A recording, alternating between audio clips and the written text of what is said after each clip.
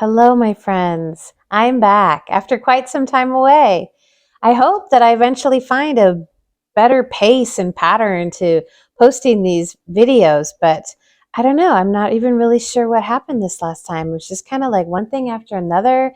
And anyway, here I am. And I don't know, quite a bit has happened in my book world since I last spoke to you guys. And a lot has happened in my world since I last spoke to you guys. So in the interest of keeping this video relatively short, and I probably should be looking at the time, although of course I don't have a clock around me anywhere, but I'll try to not let this go on and on. Um, so you guys, those of you who've been here before, you know I'm a yoga teacher. And if you haven't been here before, hello, my name's Holly. And this is my cozy little corner of the internet. So far, I have really focused on books, but I think the reason I've done that, among others, of course, is because so many of the people that I enjoy here on YouTube are BookTube folks. So it felt like a natural place to focus things up, especially because I've really gotten back into reading in the last, I don't know, year or so. And I am so thoroughly enjoying the channels that I have found so far. And I'm so appreciative to the little seeds of friendships that have started to develop or that we've planted and have started to grow over the last couple of months.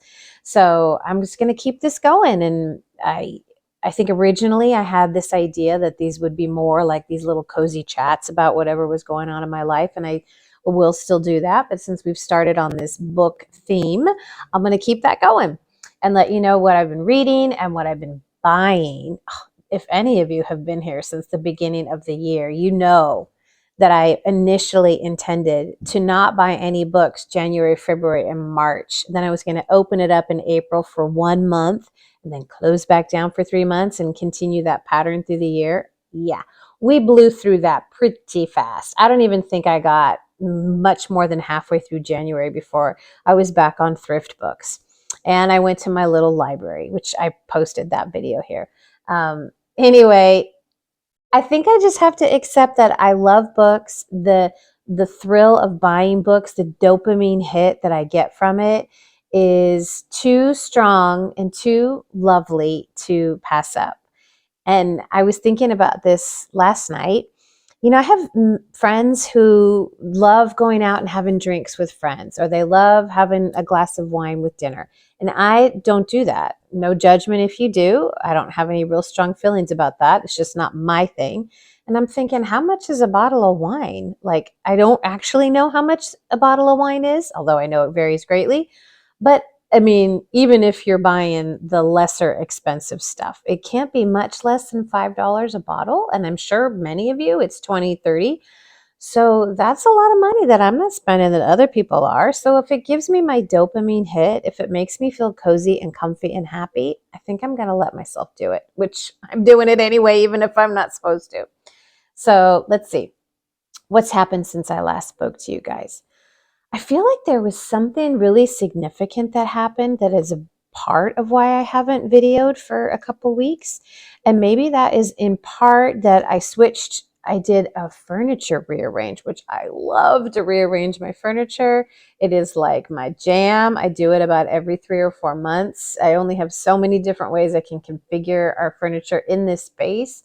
But I have found a bit of a new way to have everything set up, which means that the place that I used to film my stuff, which is right over there, is now just an open space ready for the yoga classes that I teach. Because before I had this desk over there where I keep pointing in my yoga space. And every time it was time to teach a class, I had to pull the desk out, which in and of itself isn't and didn't feel like it would be that big of a deal. But over time, it started to get really annoying.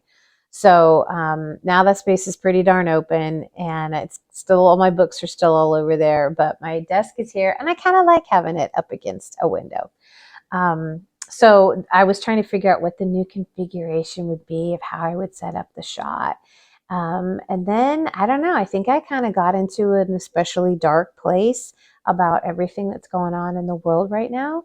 And I think I just didn't feel like I don't know, I was just in a bit of a depression. So what did I do to solve that? I bought more books. So let's take a look at some of the stuff I've been buying, and then I'll tell you a little bit more about what's been going on in my life. So thank you for being here with me. And if this is your first video, stick around to the end. I have some ideas for upcoming videos, and I'd love to hear your thoughts on those. Okay, so the first set of books that I have brought to show you guys, this feels like show and tell. Did you guys like show and tell in school? I loved it. And I think maybe that's part of why I like doing these YouTube videos. It totally feels like show and tell. Okay, so yes, I'm a yoga teacher, peeling off the thrift book stickers as I talk to you guys. Don't you just hate these? Ugh, it makes me mad, but at least they're easier to peel off now than they used to be. So yes, I am a yoga teacher, which I think I've now said 3 or 4 times in this video. And I'm always looking for books that are inspiring to give me ideas for themes for class. So the other night, in a particularly dark mood night, I got these 3 books, and they felt somehow like they knitted together a bit. So my idea was to sit one weekend and read them all. I don't think that's going to happen. I just don't read that way. But anyway, the first one I've already begun. It's called Outrageous Openness, Letting the Divine Take the Lead by Tosha Silver. And it's kind of about just trusting the universe, that if you stop pushing so much and you just kind of lean in and surrender and trust that there are good things waiting for you, that those good things happen for you. I mean, it's a bit of the manifestation of imagining the good outcome and living in the space that outcome is already uh, in existence, and then letting it find you. I'm not that deep into the book, and honestly, so far, it's a lot of just like telling stories about thinking of something that they wanted to have happen, and then it happens. So in a way, it's a little bit more anecdotal than I think I was hoping for. But anyway, the night that I bought these 3 books, I had this feeling that I really needed to allow myself to be a little bit more led and to listen to the sort of things that were coming up in my life. Listen's not the right word. Like, pay attention. What was the universe trying to tell me? Like, what was going on in my life? And so anyway, about this book, the author lives near San Francisco. So that's kind of cool. I'm from the Northern California, San Francisco Bay Area myself. So that's something to that just calls to me whenever somebody's from my area. I feel a connection. I think we all feel that. But yeah, as I look deeper into this book, it kind of looks like it's just like stories of how this has helped people's lives. So maybe I'll find that inspirational. It's not quite as like instructional or informative as I thought it was going to be. I got this book, and then I got this one. This one just arrived today, Tantric Kali, Secret Practices and Rituals. It's by Daniel Odier.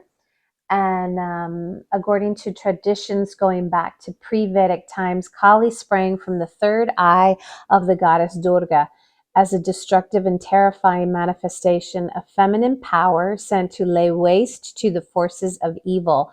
Throughout India to this day, Kali is worshipped as the destroyer of bondage, capable of liberating her devotee from all rules and subjugation. This felt like it was going to be a really empowering book to read. It's brand new, and I like the dark goddesses. I always am drawn to those stories, which is kind of, I don't know, ironic maybe, because I don't know that I come across as that kind of dark energy. But if you were to look at those books that are over there, there's a lot of stuff about the dark goddesses. There's one that's actually called Dark Goddess Power or something like that. I'm really quite taken with the goddess Hecate. I feel like a real empowerment when I think about her standing with me as I take steps through life. So I think Kali is in the pantheon. I think she lines up with Hecate and the dark goddesses.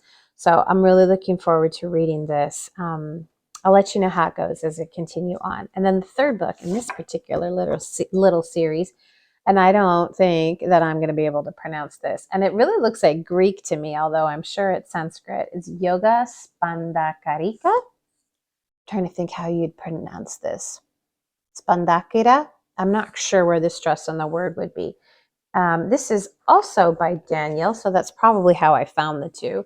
And this one is the Spandakarika, if I'm saying that right, or Song of the Sacred Tremor, is one of the most important tantric texts in the tradition of Kashmiri Shaivism. In fact, it is said to have been transmitted directly to the sage Vasugupta from the hands of Shiva on Mount Kailash. In his commentary on these 52 stanzas, the sage Kishmaraja described them as the heart of Mahamudra, the great cosmic gesture.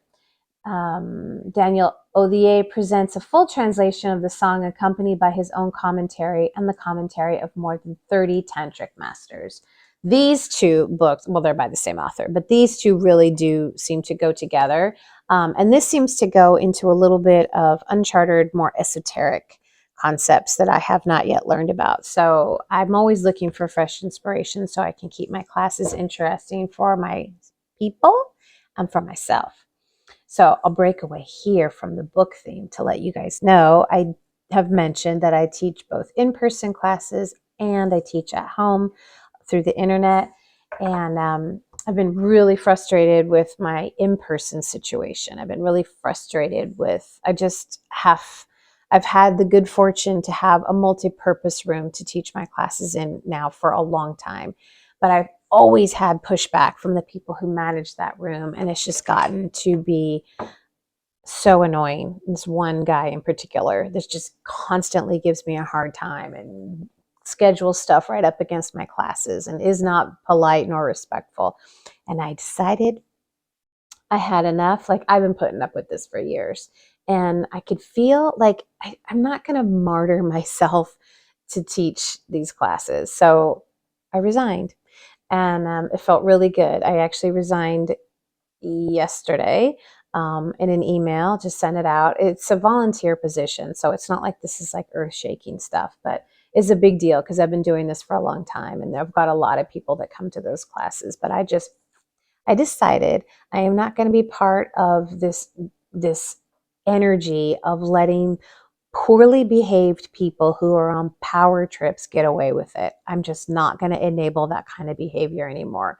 So, as far as I'm concerned, that's over. And I'm going to really now focus on my online classes, my offerings in other places. And I'm really hoping to branch out and grow in new ways. And it was probably time for me to leave that anyway. I've been teaching those classes for a long time. It takes up a lot of my mental effort and my mind space and my energy, and just keeping going to those classes. It's just a lot. It's going to free up more than just the time it takes me to teach those classes.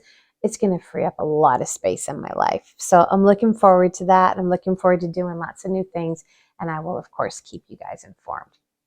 All right, so back to books.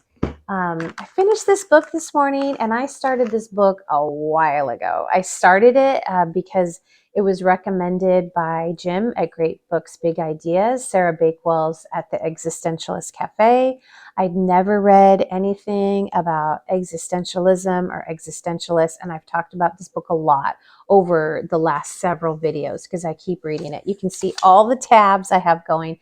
These are all the places where something was special to me in the book. This book I bought, I don't know what kind of condition it claimed to be in, but it's really marked up. There's all kinds of highlighting and underlining in here, which annoys me. I don't mind buying books that are a bit banged up, but I don't really like when somebody else has written all in them. Anyway, I overcame that. I feel like a better person for having read this book. It was so interesting. It was such a great introduction to existentialism, the existentialists, this time in history. It was concentrated from like the late 20s. I mean, it ends pretty currently, but the concentration of it was, I'd say, the 30s, 40s, and 50s. So it was the lead up to and the aftermath of World War II. And a little bit, the majority of the focus is around Simone de Beauvoir. I always have a hard time. I can say that when I'm not in front of a camera, but when I get in front of a camera, I get shy about it. Simone de Beauvoir and Jean-Paul Sartre. Never know how quite to say that name. And Albert Camus. And then there's all Heidegger and other names that I can't pronounce. And this is as Jim at Great Books, Big Ideas said, this is really biographical, which helps to keep it interesting as you're learning about the concepts. If you, like me, are learning about the concepts for the first time, which I really was, there's a lot of words in this book that I had to look up, and then that would take me in rabbit holes, and I would do studying, inside of studying, and I gave myself permission to read this at the pace that felt the best to me, and not the fastest reader to begin with. And I really took my time because I loved like reading what this word meant and then diving into the lives of the people. And anyway, it was so good. And I feel really expanded as a result of reading this book. It's intensely interesting. And it was pretty, not surprising. It was just very informative to see the parallels between the lead up to World War II and what's going on in our current culture, society, and government now. It was a little disturbing, but it informed me, and I really truly feel like I'm better for having read this book. So I finished that this morning, yay. And I got to put that in my notebook. I shared with you guys at the beginning of the year that I started a reading notebook this year just to keep track of what I read and how many pages and stuff like that. No reviews. So now I get to add the completion of that. I'm getting through this book really quickly. This is one I found in that little free library a few weeks ago. It's called The Perfume Collector. It's by Kathleen Tesaro. Loving it, just loving it. It does what one of the things I like that books do. It's one of the themes or the plots that I enjoy in a book is when it does like a little jump back and forth in time. Like you get to see what was happening 20 years before and 20 years ahead. And this is bouncing between two stories that, of course, are eventually going to connect in a significant way. So we're at like the late 20s and the mid 50s. And there's going to be a connection here, which I think I can figure out what it's going to be. But it takes place, for the most part, it takes place in France. A bit of quite a fascination with France and French culture. And this is just lovely. This Marian Keyes, who writes the little blurb review in the front, says, Kathleen Tesaro writes beautifully. And although that's pretty generic, it's really true. It's so written in such an easy way to read. I think it's 400 pages, and I am currently at 284. So I'm reading it fast, and there's short chapters, which, oh my God, I've said in previous videos, I just love short chapters. I can read 5 short chapters like that, and if those same 5 short chapters were 20 pages or 40 pages, it would feel so daunting to me. It's weird how psychological that is for me. So, London, 1955, Grace Monroe is a fortunate young woman. Despite her sheltered upbringing in Oxford, her recent marriage has thrust her into the heart of London's most refined and ambitious social circles. However, playing the role of the sophisticated socialite her husband would like her to be doesn't come easily to her, and perhaps never will. And yeah, so her story links back to a woman in the 20s who I think is going to end up to be her mother. Anyway, no spoilers for me or for you. I'm excited to see where this goes, and I'm enjoying the fact that it's such an easy read. I talked about this in a previous video, but I don't think I had it yet. Here's my vintage copy of Runaway Ralph by Beverly Cleary. This is the cover that I read. Mine was a paperback, but when I was looking at buying this book to reread it, I thought, I want my cover. And then this one is from 1970, which is the year I was born. So I wanted to, and hardbacks are nicer to keep. So I was really tempted to get the paperback to totally recreate the experience, but I got this one because it's a little banged up, but what do you expect? It's been around for 55 years now. Such a cute story, and I've only just read like the first maybe chapter of it. It was one of the first chapter books I read as a little kid, and as I've been watching another of my favorite YouTubes, Paul, and I can't say his last name, so I'm not going to make the attempt again, but I'm going to try.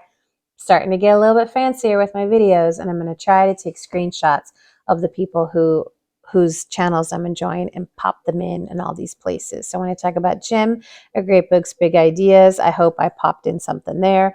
I'm going to pop in one for Paul because Paul's really I enjoy that he likes reading books from his childhood or that evoke childhood memories, or just little kids' books that look good that he reads now, even though, I think he's just like a couple months older than I am.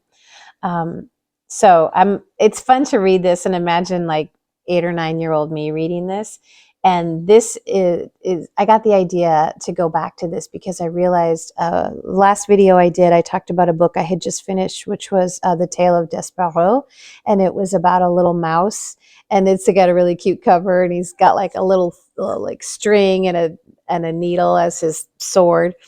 And it was so cute. And I thought, oh, this reminds me of Runaway Ralph. And then I also just ordered the movie The Rescuers because I felt like that was a tie-in, like all these little like mice from all these stories. I don't know. It just occurred to me there was a lot of mice in the books I read as a little kid. There's another book that I had when I was little called, I think it was called Mouse Ball. And it was about like this big fancy party that the mice have once it's dark.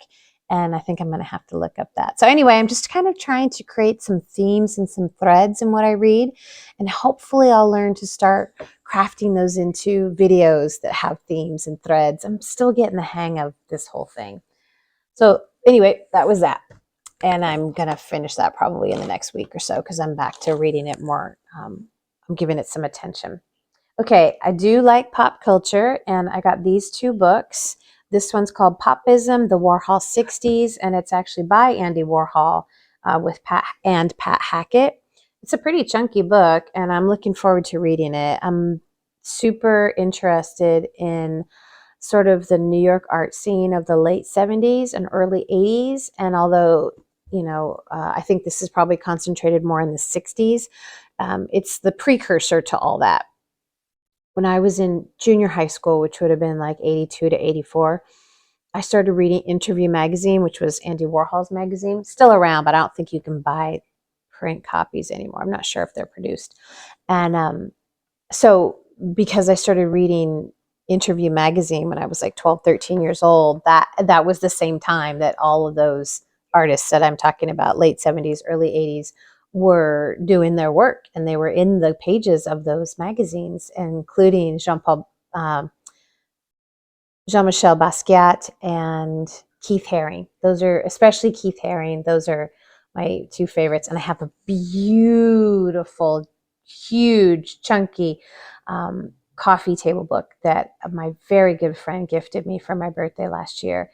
I'll do a video on that book at some point because it's amazing. Anyway, that will kind of scratch that itch for me, and I imagine I'll like it. I've read a little bit at the beginning, but I'm not committing to that one yet. I bought this because, okay, here's where I need to insert the picture of the channel that I'm going to be talking about. It's Paul, and I still don't know how to say his last name. He got this book in a little free library. If I'm not mistaken, Paul lives near Manchester, England. He found this book in a little free library. I think his copy was pretty banged up. So here's the quick and beautiful story about this book and me. He talked about that book, so I thought, oh, I'm going to go see if I can find it because I love David Bowie. It's called Ziggyology, A Brief History of Ziggy Stardust, and it's by Simon Goddard. And not only did I find a virtually new copy, like there's a little bend right here, but I'm the one that made that bend. This was like perfect condition. And I also had a free book coming to me on Thrift Books, up to $7 in value. This was $6.89, virtually new, and it arrived on my birthday. So it was just like all the best elements of this whole reading, buying, booktubing experience came together on my birthday and delivered this book into my life. So I'll read the blurb in another video. I haven't started reading it yet. I'm looking forward to it a lot. I saved this book bag of books. This just came today. Yeah, today. And here comes the ASMR part. I love ASMR videos. I thought maybe initially I was going to start an ASMR channel, but I don't know. I feel kind of performative when I try to do it. So I decided to start with something that was a little bit more just organic. Just me talking. Me doing my show and tell, just like grade school. Those of you who know where this bag come from. Thrift Books. And I wish they wouldn't send me all this stuff every time because I don't do any of this stuff. It's like coupons and these little fake credit cards to start like the meals in the mail. Anyway, okay, so what's in this? This is a book that I know was really popular at one point. I don't know how far back this goes. Not that far. Cloud Cuckoo Land by Anthony Doerr. Um, don't remember what made me want to read this book, but all of a sudden I got like a little bee in my bonnet. 2021, so this is pretty new. Big, chunky book. I'll read the blurb in an upcoming video. So I got that, and I got The Faraway World by Patricia Engel. And this is a library book, and boy, there's thrift stickers all over it. And this just must have sounded like a good book to me too. Let's see. I'll read this blurb and then we'll let this video come to its conclusion. An arresting collection of stories, both intimate and panoramic, from New York Times bestselling and award-winning author Patricia Engel. Two Colombians meet as strangers on the rainy streets of New York City, both burdened with traumatic pasts. In Cuba, a woman discovers her deceased brother's bones have been stolen, and the love of her life returns from Ecuador for a one-night visit. A cash-strapped couple hustles in Miami to life-altering ends. So it's going to be like a weaving of stories, I'm thinking. I don't know if they'll all end up weaving in together, but somehow, they're not short stories, so we'll see how I don't know, it sounded good to me. I know there's other things that I wanted to mention and other people that I wanted to mention. And I do want to give a thank you shout out to Kevin. And Kevin, right now, I'm forgetting the name of your channel, but if things go as I hope they go, right here, I'm going to put somewhere on the screen a picture of Kevin's channel and thank him for mentioning me, because I think 2 new people subscribed to me as a result of Kevin mentioning me. And I had a couple of hits on my last video, and you know, I'm off to a slow start, which I'm sure is the case for a lot of people. I'm jealous of people who have like 500 subscribers, because I think at this point I have 32, maybe 33. I've been hovering around that number since before Christmas, and I have not been a very dedicated YouTube video maker, but I'm going to try to get better, and I'm going to try to get better at making them and learning how to talk about the things that I want to express, and reviewing the books, which I'm not that good at yet, and tying in other things like teaching and what I'm reading to bring into class, other than just to show you. I want to be able to explain what those books meant to me, what they introduced to me, how they deepened what I already know. And I think because I'm not going to be teaching my in-person classes anymore, there's going to be more space in my life. I'm going to be able to breathe. I'm going to have moments to just be quiet and do nothing, which I desperately need in my days. And because I haven't really had all that much space to do that, it's meant that I didn't feel like making videos, because I just needed quiet and nothingness, and I didn't want to fill that space with making a YouTube. So anyway, I appreciate you being here. I hope if this is your first time that you'll choose to come back, subscribe, like. My very favorite thing about this experience is chatting in the comments. I feel like I'm starting, like I mentioned at the top of the video, I'm starting to create these little friendships with some of you, and I so appreciate it. And you know, Jim at Great Books Big Ideas, he mentioned that he liked Runaway Ralph too. And I said that it was Paul who likes the children's books, but Jim just bought a Beverly Cleary book. I think it was Ramona the Brave that he bought at a book, like a big book sale thing at a high school near his house. And I thought, man, there is just nobody who doesn't love Beverly Cleary, because Paul mentioned Beverly Cleary in one of his books too. So I love how these YouTube videos unite us in these really like, what's the word I'm looking for? It's enchanting ways and nostalgic ways, and dig deep into like who we are and what makes us tick. And I'm really enjoying connecting to those of you who I've connected with so far. I'm really enjoying the process. So I hope it deepens. And now that we're in March, I hope that I can dig in and start making more videos and start meeting more of you and making more friends. And I think I'm going to let the video end here. I know I'm going to think of things I wanted to talk to you guys about that I'm forgetting now, but that's okay. That's what next videos are for. All right, I'll see you next time. Thanks for being with me. Bye-bye for now.